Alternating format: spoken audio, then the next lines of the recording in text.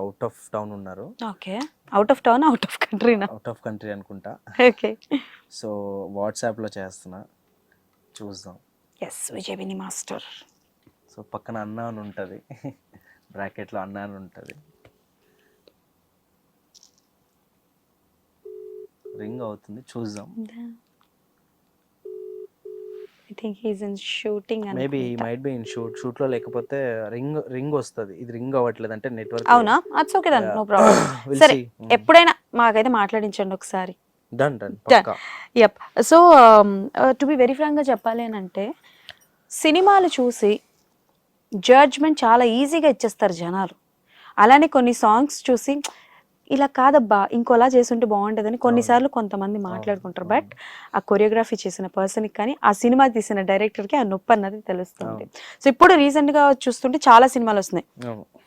For example చూసుకుంటే దేవరాలో Dawoodi వారిదే song sir ఇన్స్టాగ్రామ్లో ఫుల్ వైరల్ అయిన సాంగ్, బట్ రిలీజ్ రోజు మాత్రం సినిమాలో పెట్టలేదు. అండ్ అలానే కొన్ని సినిమాల్లో కొన్ని కొరియోగ్రాఫర్స్, ఇప్పుడు దావూది వారిదే కావచ్చు, మనకి ఇప్పుడు పుష్పాలో జాతర ఎపిసోడ్ కావచ్చు, ఇలా కొన్ని కొన్ని పాటలకి ఏంటంటే కొరియోగ్రాఫర్స్ చాలా డీప్లీ ఆలోచిస్తూ ఉంటారు. సో అలా మీరు, నేను ఫ్యూచర్లో ఈ సాంగ్ లాంటి సాంగ్ చేయాలి అనుకుంటే ఏ సాంగ్ చెప్తారు? అంటే నాకు ఈ సాంగ్ అని లేదండి, నేను వర్సటైల్, నా మైండ్ సెట్ కూడా వర్సటైల్. అంటే అన్ని స్టైల్స్ నేను చేయగలుగుతాను. ఏ స్టైల్ ఇస్తే ఆ స్టైల్ నేను ది బెస్ట్ చేయడం అనేది నా థింకింగ్ ఉంటుంది. ఇప్పుడు ఏదైనా కానివ్వండి, ఒక ఫెస్టివల్ సాంగ్ అయినా కానివ్వండి, లేదా ఒక దేవుడి సాంగ్ కానివ్వండి, లేకపోతే ఒక డాన్స్ నంబర్, ఒక సెట్ సాంగ్ కానివ్వండి, ఏదైనా దానికి తగ్గట్టుగా I can give my best. Recent టైంలో ఏ సాంగ్ చూస్తున్నప్పుడు మీకు అనిపించింది లైక్ ఇంకొంచెం బెస్ట్ చేయొచ్చు అని అనిపించింది? అలా మనం జడ్జ్ చేయలేం, బికాస్ ఆల్రెడీ మూవీస్లో చేసేది పెద్ద పెద్ద masters.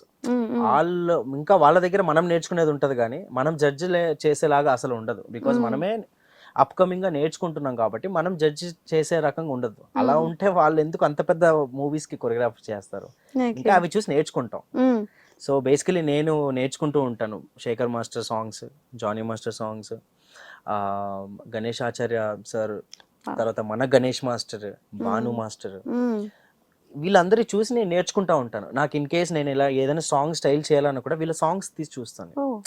It's like a textbook for us. మాలాంటి వాళ్ళకి మేమంతా అప్పుడిప్పుడు వస్తున్నాం కదా, మాకు ఛాన్స్ వచ్చినప్పుడు మేము ఏం చేస్తామంటే మా సీనియర్స్, మా పెద్దోళ్ళు ఏం చేసేవారు అనేది ఒకటి ఉంటే టెక్స్ట్ బుక్ అనుకోండి, ఒక టెక్స్ట్ బుక్ లాగా, ఒక రెఫరెన్స్ లాగా తీసుకొని చూస్తాం ఏం చేస్తున్నారు. ఇప్పుడు విజయబిని master technically is very strong. Technical అంటే కెమెరాలో టెక్నికల్గా చేయడంలో master is perfect pro.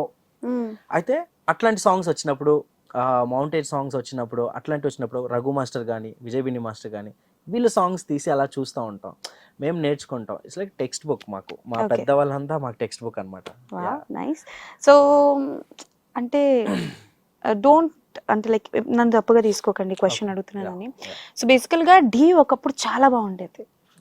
Then so ఇప్పుడు చాలా వరకు ట్రోల్స్ వస్తున్నాయి, మీమ్స్ వస్తున్నాయి ఢీ డాన్స్కి. అంటే లైక్ ఎలా చెప్పాలి మీకు, మీరే చూసుంటారు, చాలా ట్రోల్స్ వస్తున్నాయి. నేను అంటే చూడలేదు కానీ ఒకటి రెండేమో చూసుంటాను. బేసికల్గా ఏంటంటే డాన్స్ లేదు, అదొక సర్కస్ లా ఉంది అని చెప్పి చాలా మంది ట్రోల్స్ చేస్తున్నారు. లేదు, ఇప్పుడు ప్రెసెంట్ 2 seasons నుంచి 2-3 seasons మొత్తం ఆర్టిస్ట్స్ తో చేయిస్తున్నారు కదా.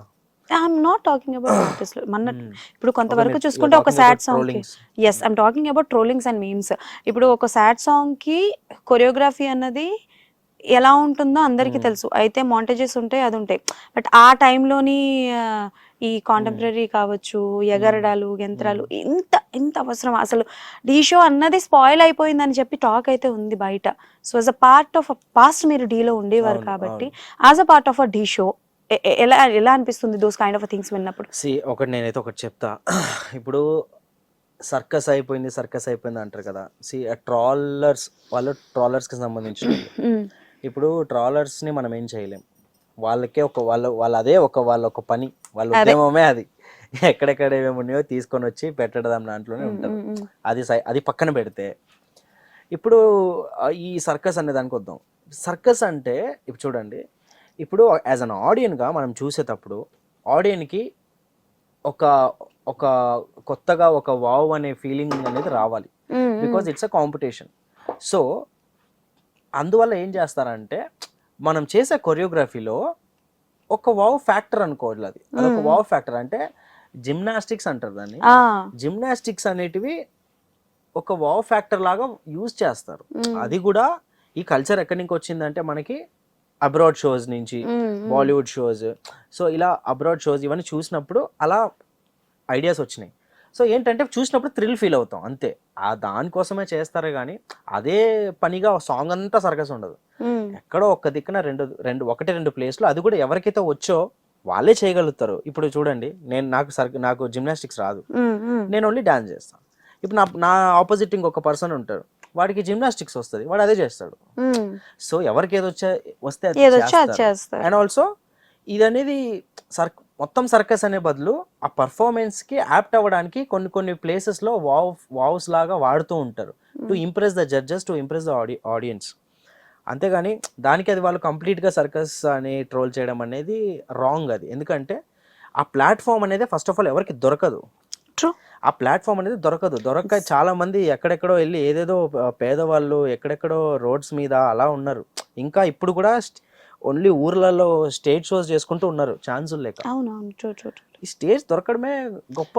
సర్కస్ చేస్తే ఏంది, వేరే ఏమైనా చేస్తే ఏంది, ఆ స్టేజ్ మీద పర్ఫార్మెన్స్ చేయడానికి వాళ్ళకి అవకాశం వచ్చింది కదా, ఛాన్స్ దొరికింది కదా. అంటే వాళ్ళ అక్కడ వరకు రీచ్ అవ్వడానికి వాళ్ళు ఎంత కష్టపడి ఉంటారు, అది కూడా మీరు ట్రాల్ చేయాలి కదా. సో ఎవరి కష్టం వాళ్ళది అన్నట్టు ఆ స్టేజ్ దొరకడం ఇంపార్టెంట్.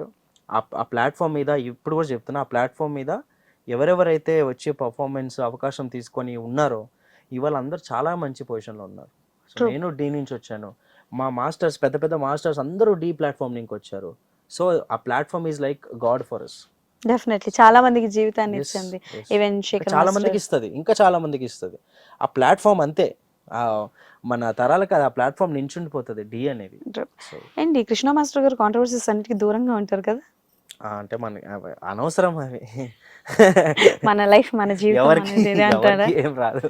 ఓకే, ఏంటి అంటే ఇప్పుడు ఏదైనా వెలితి అన్నట్టు ఏమైనా ఉందా మీ లైఫ్ లో? వెలితి అని అంటే వీ కెన్ అంటే లైక్ దిస్ ఇస్ నా, ఇంకా లేదు నా లైఫ్ లో, ఇది లేదు ఇంకా రావాలి. యా, ఇంకా ఇన్కంప్లీట్నెస్ అంటే నాది చాలా లాంగ్ ఇయర్స్ నుంచి జర్నీ వస్తుంది. సో ఇంకా నేను ఇంకొక పర్ఫెక్ట్ పొజిషన్కి రాలేదు ఇంకా. సో దానికోసం ఇంకా నేను హార్డ్ వర్క్ చేస్తూనే ఉన్నా.